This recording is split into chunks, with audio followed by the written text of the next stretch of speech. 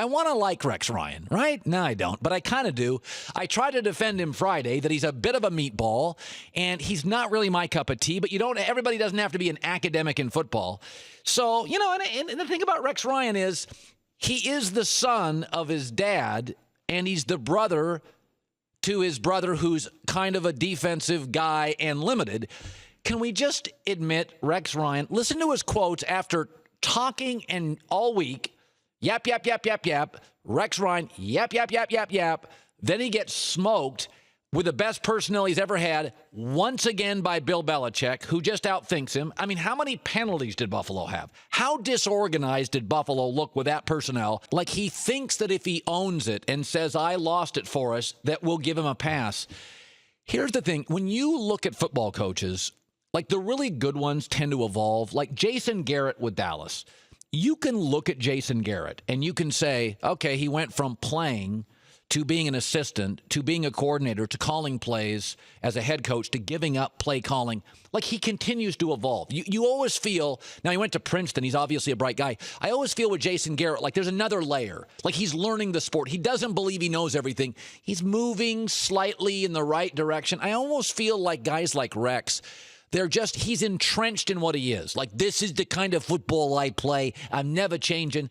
This is why I like Andy Reid. This is why I like Bill Belichick, is that the thing about Belichick is he's not entrenched in anything. There's no intractable opinions. Years ago, Andy Reid in tough blue-collar Philadelphia abandoned the run.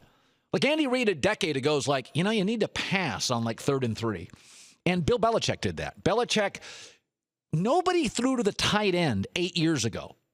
Go back to 2006. Did anybody really throw to the tight end like they do now? Bill Belichick went out, got Gronk and Aaron Hernandez, and said, I'm going to secure the middle of the field. I'm going to change the way the game's played. We are going to attack the middle of the field passing, where everybody likes to go up the sideline, the seam routes, No, we're not going to do deep threats. We're going to have possession receivers and own the middle of the field. That's great coaching.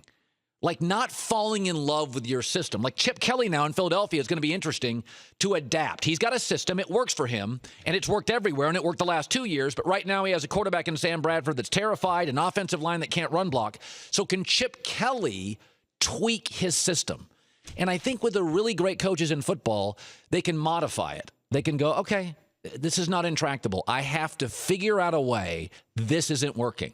Like, if you're a comedy writer, and you did comedy, right? That's what you do. But a comedy writer can write drama. It's much harder for a writer who does drama to get funny. Like, you're funny or you're not. But if you write comedy, you can be serious. I mean, comedians and comedy writers are bright people. You can be serious. You may never be a creatively great writer of drama.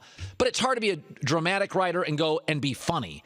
Like, you would adapt, right? If you were a comedy writer and said, it's not as funny as we think as a show, but it actually is a fairly compelling storyline and plot and show, so let's make it a little less knock-knock and a little less dun-dun-dun, and let's make it a little smarter. You could do that. You could evolve to have a better product. Like with Rex Ryan, stop the meatball stuff. Like, grow, evolve, take the elevator to another floor.